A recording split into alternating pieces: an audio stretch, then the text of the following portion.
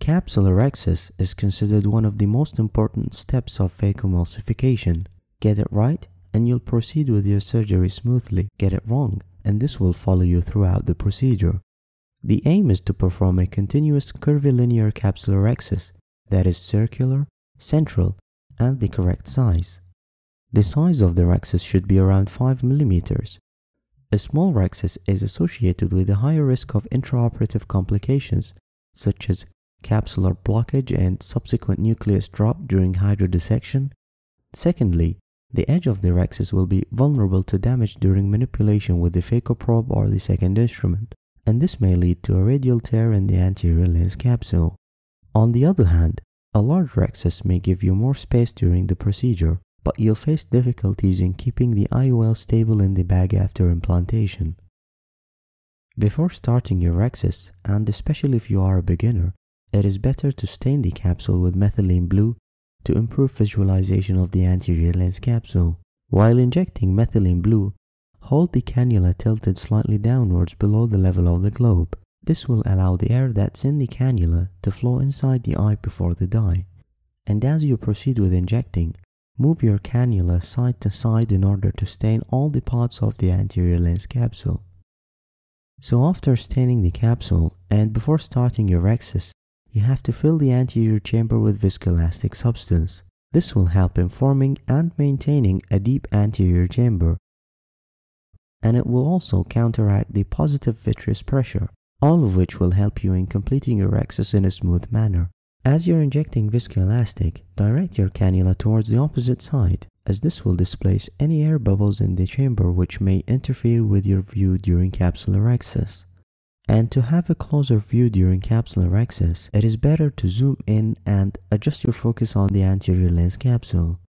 Upon insertion, keep the capsulorhexis forceps horizontal, especially if it has a sharp tip. This will prevent any damage to your corneal wound during insertion. And try as much as you can to limit the amount of viscoelastic escaping from the wound, as this will help in maintaining the stability of the anterior chamber. It is preferred to hold your forceps with both hands, as this will give you better control while you're maneuvering with your forceps throughout the rhexis. After insertion, and in order to reach the depth of the anterior lens capsule, you need to pivot your hand in the opposite direction. So lift your hand slightly upwards, and subsequently the forceps will aim downwards towards the lens capsule. A common mistake is that the surgeon pushes on the posterior lip of the wound to lower the level of the rhexis forceps. This will end up with a viscoelastic substance escaping from the wound, and subsequently an unstable chamber during capsulorhexis. The first step during rhexis is creating the initial flap. You can create the flap at any point of the capsule, either in the center or in the periphery. But it is safer for a beginning surgeon to start in the center.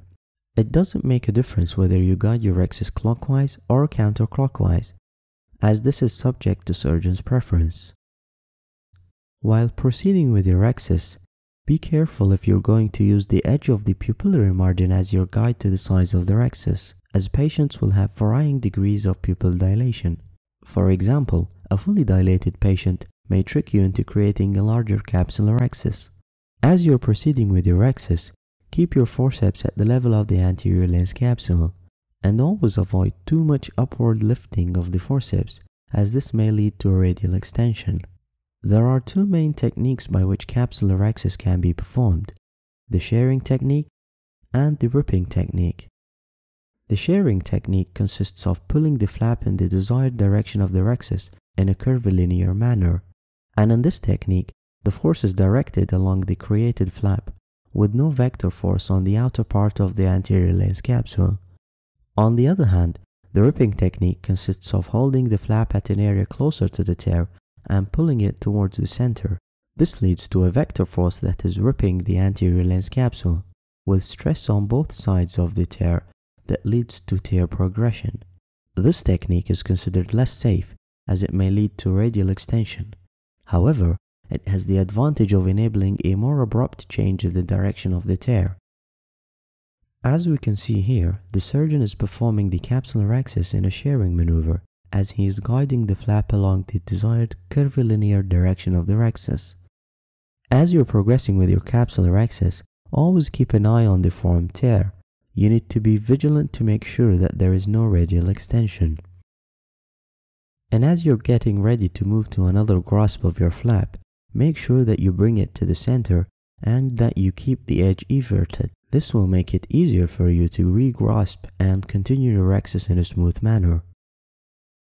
And as you are proceeding with the part of the rhexis that is underneath your main corneal wound, you need to pivot your rhexis forceps along the wound. So the tip of the forceps will go with the direction of the flap, and the outer part will go against the direction of the flap. This will prevent you from pulling the forceps in one direction, which will stress on the edge of the main corneal wound and limit your mobility.